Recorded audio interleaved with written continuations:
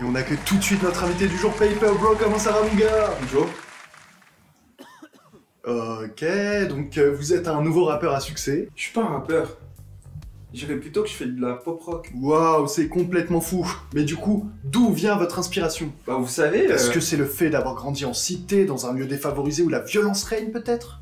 Bah j'ai grandi en Calais-Bain, dans un pavillon, donc non. Mais est-ce que vous avez déjà vendu de la drogue?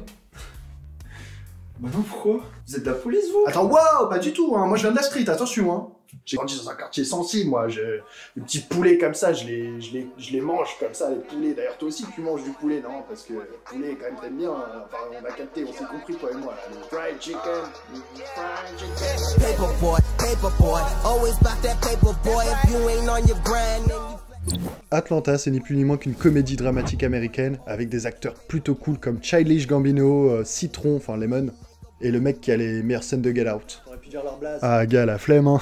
La base de l'histoire, c'est un mec fauché qui est un peu dépassé par ses responsabilités de daron et qui va essayer de devenir le manager de son cousin rappeur hein, qui commence à avoir une petite crédibilité dans le milieu. Et à partir de là, c'est un enchaînement de situations mettant les personnages dans des situations qui les dépassent complètement. Parfois t'en rigoles tellement c'est absurde et parfois ça va essayer de te toucher avec des sujets un peu plus deep. En fait, elle se moque de façon cynique de plein de détails de notre société actuelle comme le wokisme, la différence de culture, la vision qu'ont les médias du rap, la différence de traitement quand t'es noir aux USA et plein d'autres sujets, c'est vraiment très bien écrit. Et puis même au-delà de ça, il y a une sorte de réalisme dans l'écriture de la série qui fait qu'il y a une vraie volonté de dénoncer qui s'en dégage et c'est hyper efficace. Donc en bref, c'est une histoire drôle et hyper intéressante et touchante par moments, donc si tu t'ennuies, c'est peut-être parfait quoi. Moi, je te conseille de commencer et de me dire ce que t'en as pensé.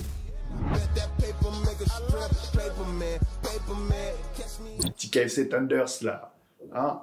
Fried chicken, t'as capté non? Hein? C'est une bonne...